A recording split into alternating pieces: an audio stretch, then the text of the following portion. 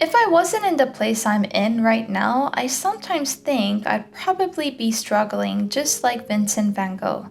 And I'm gonna call him Vincent from here on because he feels like someone I know, someone I really care about. His story, his letters, the way he painted, like he had to. And for this month's Masters Reimagined series that I paint every month, I went on a journey to feel what it might have been like to paint like him.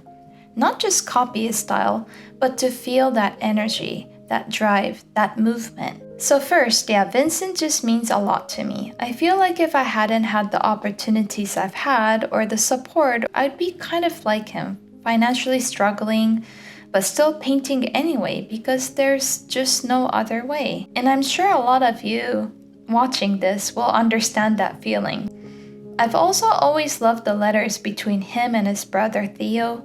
Honestly, I could cry reading them sometimes. They're so full of love and frustration, yet hope. Like Theo really saw Vincent and believed in him even when no one else did. I actually have this huge book, The Complete Paintings of Van Gogh, so I didn't need to go to the library for this one. So let's have a flip through the book to look at what I'll be studying on. So this is the Van Gogh, The Complete Paintings. It's a huge book that I got for my birthday a few years ago. And so I was considering which to do the study of. This is the plaster statue of a female torso. I loved how he kind of did the same subject but a few times, and it looks really beautiful. This one he did on canvas, and this one on cardboard on multiplex board.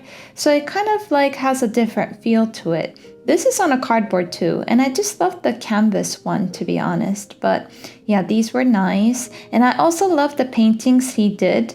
Well, this is a well-known thing, but he slept with many prostitutes. But anyways, I really loved his nude woman paintings that he did.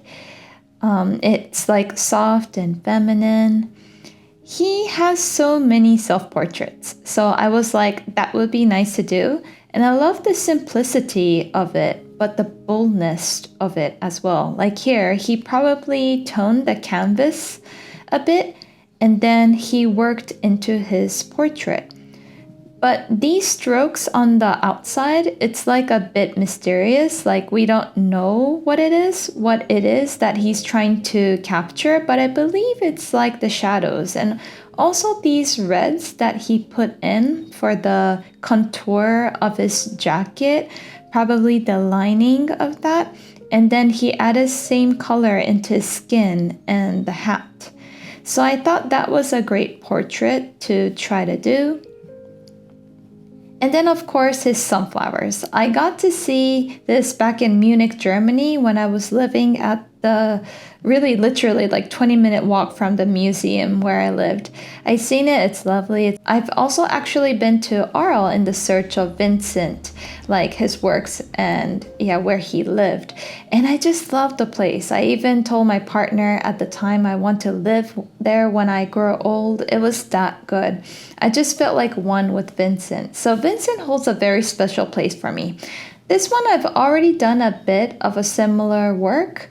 So my close friend passed away, unfortunately, from cancer, and he was hospitalized. And yeah, I did a painting of him right before he was going into surgery. And when I sent it to him, he didn't reply for a very long time, which got me worried about him. So I remember that time very well from the study that I did of this.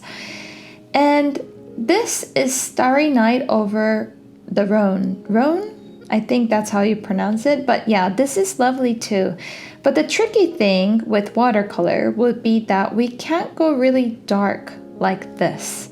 Well, we can, but then we'll have to add the yellow.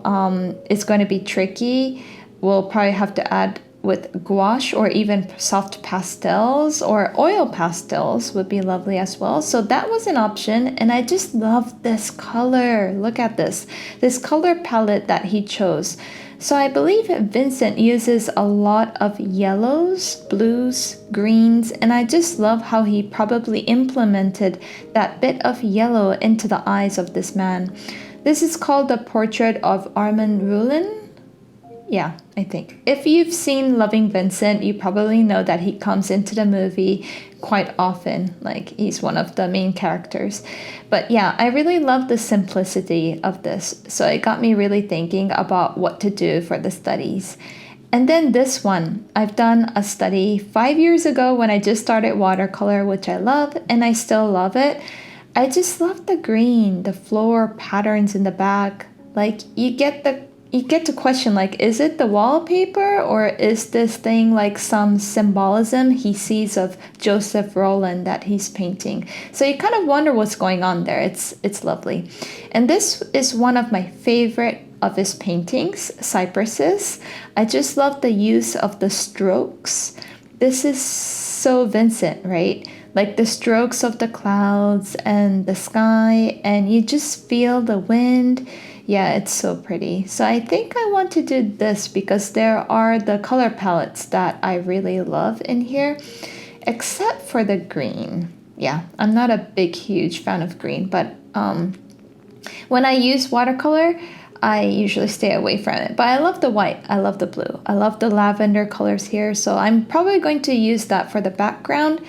There is one portrait that I really love of Vincent, and this is my favorite painting, of Van Gogh's. It's called Blossoming Almond Tree. I really love it. But when I imagined this with a portrait, I imagined like this beautiful girl looking up and her in the middle with all the blossoms outside. So probably that's going to be for another day. It's going to be really tricky to again paint that white with watercolor, leaving the sky, so I probably have to use masking fluid or paint gouache over the top of the blue after I do a wash with watercolor. So then finally I've decided actually to do a simple study using mangosteen. So I bought some mangosteens today, and to get into the basics of what Van Gogh is doing, I thought it's better to use a simple still life painting drawing session per se, and I'm going to paint something like this. This is the still life with red cabbages and onions. You can see like Vincentism going on with his strokes as well. So yeah, I'm going to paint that. But this one, I think, I want to even try this maybe. Yeah, this one looks better. Like a color palette, he uses the greens, the whites, and the yellows, and the reds a bit. But he has a really good balance of the three colors. So I thought I'll use mangosteen to try to replicate something like that. And then for the second study, I thought Vincent is all about self-portraits, I think. Like, I just love this one self-portrait, so I am going to do this one. I'm going to do a study of that. And then eventually I will paint the final portrait of him with this element, like using this as the background of the painting, but the portrait that I'm going to paint is this. So this is the portrait that I love of Vincent the most because I just feel like he looks kind of dandy and good looking. And I thought, oh, it must have been the time when he was at his best healthy mental state, as well as maybe he was happier in life. But actually, it's this self-portrait that was created on November to December 1888, oil on canvas, and it's in a private collection. But knowing him, October 1888 was a time Paul Gauguin came to live with them. So it must have been that 2 months period they were living together when he painted this, and they were having a lot of fights. Vincent was very happy that he was going to be living with Gauguin for a while, as like creating this movement, artist movement together and so forth. But Gauguin kind of came in with a bit of like, I don't really want to do it, but I guess I have to kind of mentality. He wasn't happy about it, like joining Vincent in Arles. It was more of like Vincent's brother Theo sold his works, and he just felt inclined to like participate with Vincent in Arles for Theo's sake. So it was kind of like a trade-off. So yeah, Gauguin didn't feel good. So it must have been the time that he was having a lot of fights with Paul Gauguin, and he wasn't feeling happy. But to be honest, I just feel like he looks like his best in his portrait. So I'm going to paint this and include the background of the cypresses because It's just one of my favorite paintings and it looks pretty, and I'll probably like move around the colors in this because green is not particularly the color I love painting, but I'll use very similar yellow because the yellow I think is just like a Vincent, a Vincent-y color. Okay, so let's get into the study. So for my first study, I decided to go with a still life because that's what Vincent started with too. I thought, let me go back to the basics. I painted mangosteens and I tried to channel that same kind of movement and boldness he had in Still Life with Basket of Apples. But here's the thing.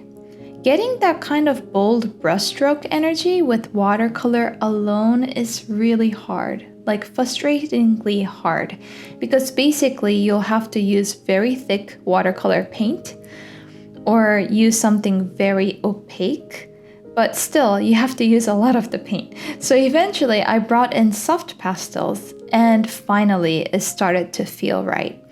I did realize though, if I had painted something red or yellow like apples or lemons with maybe a teal cloth or something more Vincent-y in palette, the whole thing would have felt more like him. Mangosteens are beautiful and it is my favorite fruit, but it could be a little tricky when you're trying to paint something that looks like Vincent, because I've realized while painting that actually in a lot of his paintings he doesn't use this purple that is leaning towards red. I also started noticing how much he thought about movement, not just in the subject but in the brushstrokes. Like, which way should they go to create shape and light? I think a lot of that came from his early drawings. Like, it's quite evident in the potato eaters, in his study of it, where he does all these hatchings. And that same thinking shows up in his paintings too, just him using paint as a medium. You can see those hatch-like brushstrokes that eventually goes from becoming straight lines to more curvy organic lines. For the second piece, I went with that self-portrait with straw hat. I started with watercolor, did a wash, let it dry, then layered on top again to create that portrait of his. Then came the pastels. I used soft pastels. This one felt fast, like really quick, but in a good way, like one of those moments when you're in the zone and don't want to lose that creative flow. Vincent painted a lot of alla primas, meaning in one go. And I get that. I feel that same burst of energy while painting often, and especially in this one. And there's kind of joy in it, like this momentum. And I think that's something we forget sometimes, just how much joy there is in his work, even when his life seemed like it was falling apart. Okay, so the final painting. This one was hard because there are just too many Van Gogh pieces I love, and usually the final paintings, often I just struggle with them. But watercolor is limiting sometimes when you're trying to replicate a work that was primarily painted with a different medium, in this case, oils. And on top of that, I also needed a good photo of him. I found one by Royalty Now. They do those historical reconstructions of what people might have looked like. And I just love their channel on YouTube. I'll have a link in the description below. It's so fun. They often cover more kings and queens, but it's so fun to watch them. And I really like this portrait of him, like this photo reference of him. So it felt close enough, so I decided to go with it.